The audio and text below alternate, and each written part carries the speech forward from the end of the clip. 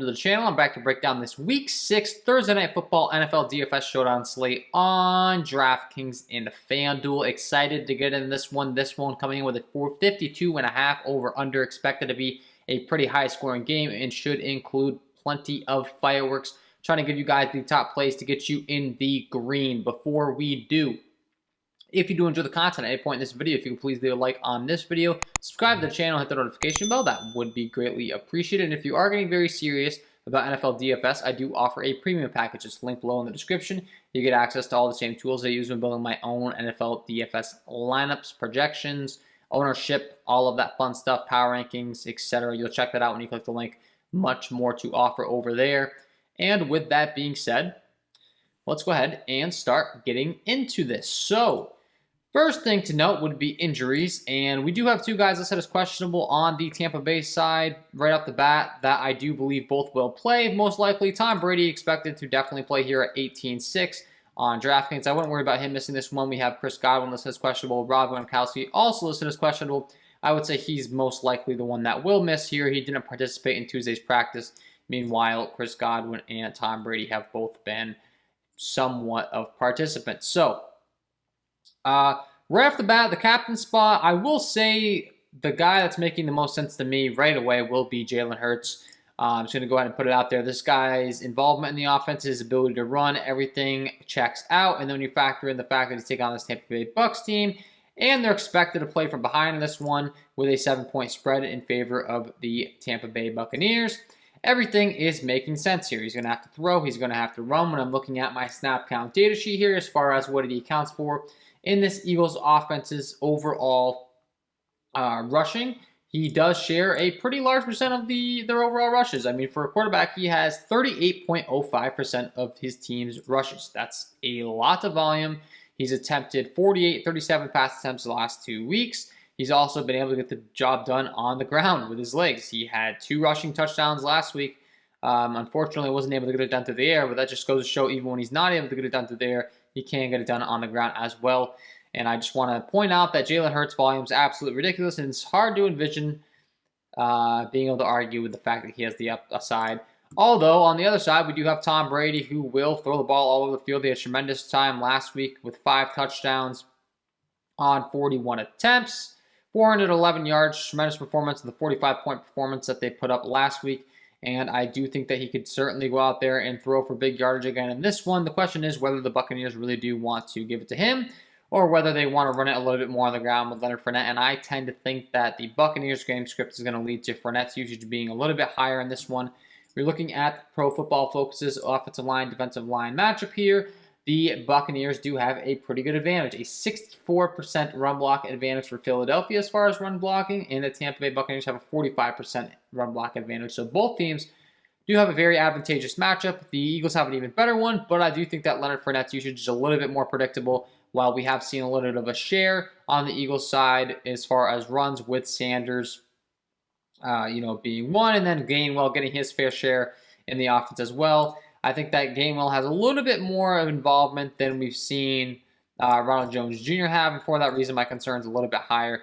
However, I will say, I think it's pretty clear at this point, both of these running backs have kind of taken over as far as Miles Sanders and Leonard Fournette. So both of those guys actually grading out as great plays in this one from a run block advantage aspect, and it's really just a matter of game script. And like I said, I do think that if I'm picking between the two to have a positive game script as far as being able to run more, it would be Leonard Fournette, because I expect this Tampa Bay Buccaneers team to get up early.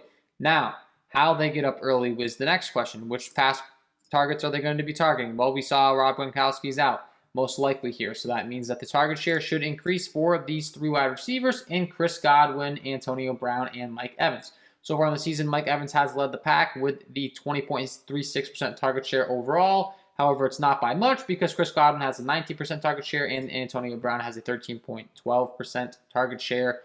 And let's be honest, with the way Brady likes to go, he will kind of throw the ball all over the field. We did see Mike Evans, 8 targets, 6 receptions, 2 touchdowns last time out. And the one thing about Mike Evans is he is that big target in the red zone. Once they get close, he'll definitely get his fair share of targets. But as far as between the sticks and receptions, I would say my favorite guy has to be Antonio Brown. It is very clear that the chemistry that's developed between Antonio Brown and Tom Brady is flourishing here. They're clearly really hooking up here for plenty of receptions.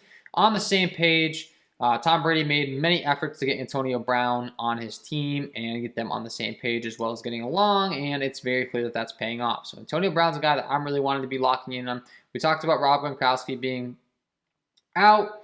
It's going to be Cameron Brate on the Tampa Bay side. That's not really seen a lot of targets since taking over here. He saw 1 target, 6 targets the week before. He is going to be a decent salary option. It's just a matter of whether we really are willing to play him. When also there's going to be O.J. Howard in the mix here, who also brought in his fair share of targets and receptions. So I think it's a little bit of a split situation there at the tight end position. On the Eagles side of things, though, is when things get interesting because we do have no Dallas Goedert in this one. So I do think that is going to impact Zach Ertz in a pretty major way in comparison to what we've seen some of these target shares in weeks he's had so far on the season. I think he's going to get a big tick up here. He's seen 8 targets, 6 targets the last 2 weeks. Now the fact that there's no Dallas Goedert involved, he could see even more than that. And I do think that Zach Ertz is going to be a great play on this showdown slate for sure.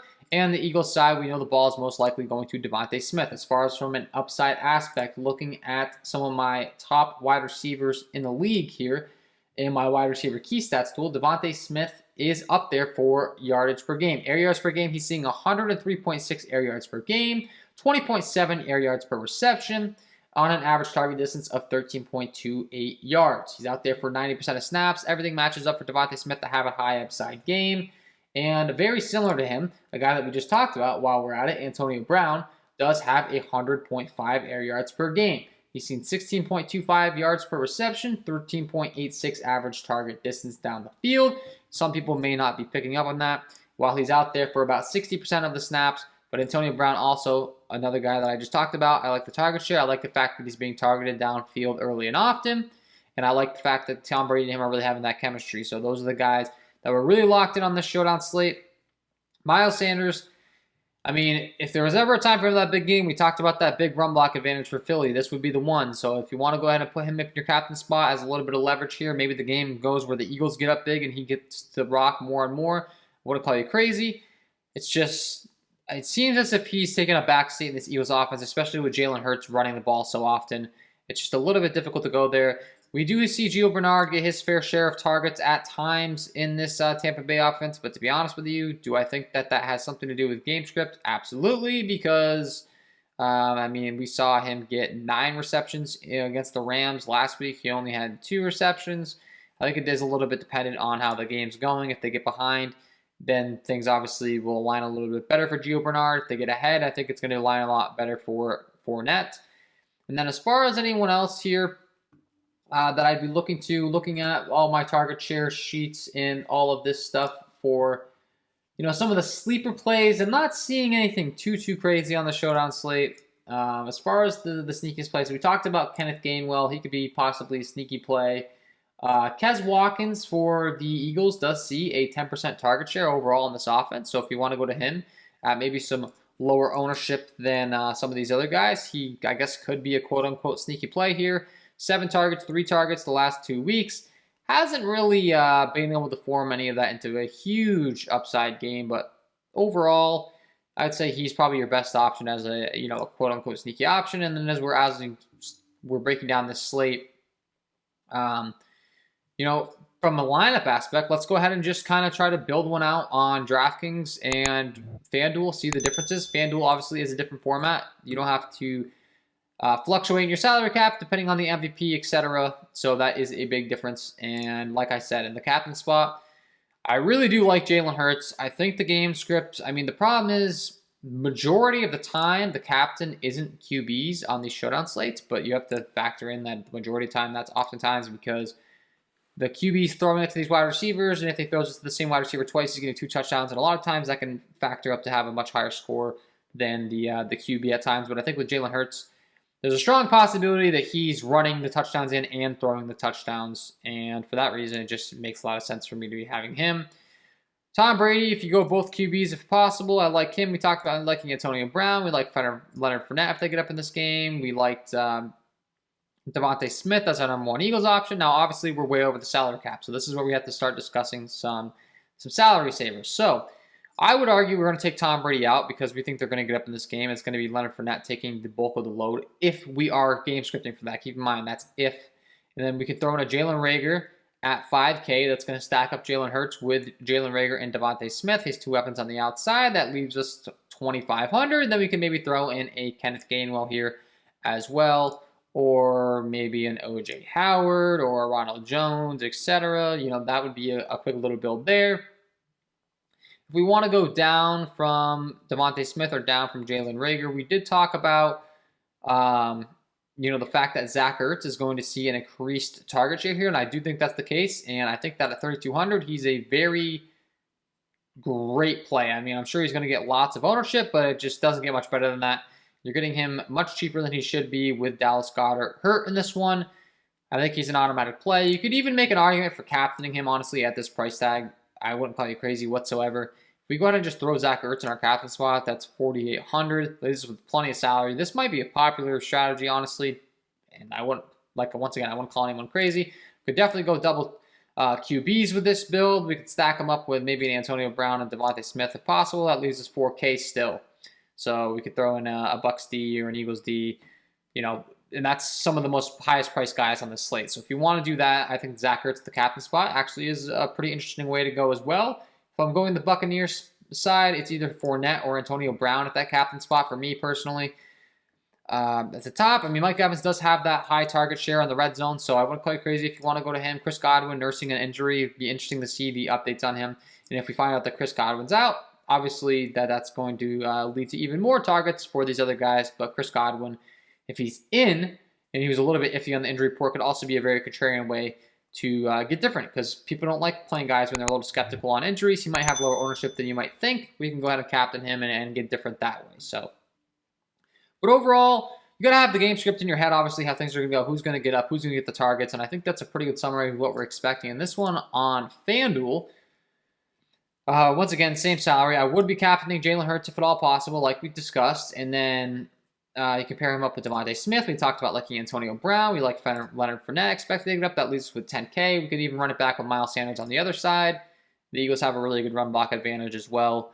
As mentioned, we get both the running backs and both of the top wide receivers in our build along with Jalen Hurts. You feel pretty good about that. As far as Zach Ertz, he's 6,500 over here as well. So that's really cheap. So if we want to go both QBs, which is a much more common, effective strategy over here, and then throw in some top receivers in Devontae Smith and Antonio Brown, can we do that with Zach Ertz is the question. 12K, 11.5 for Antonio Brown. Let's see. Rob Gronkowski's out, obviously.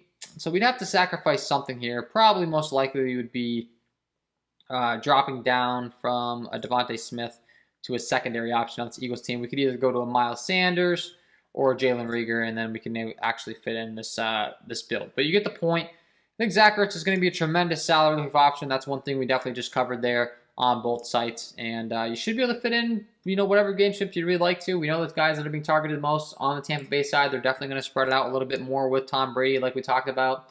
And this wide receiver core having a more spread out target share. And then on the Eagles side, it's really just going to be Devontae Smith, Jalen Reagor, Zach Ertz that we're looking to. And then the run game, it's a little bit more straightforward.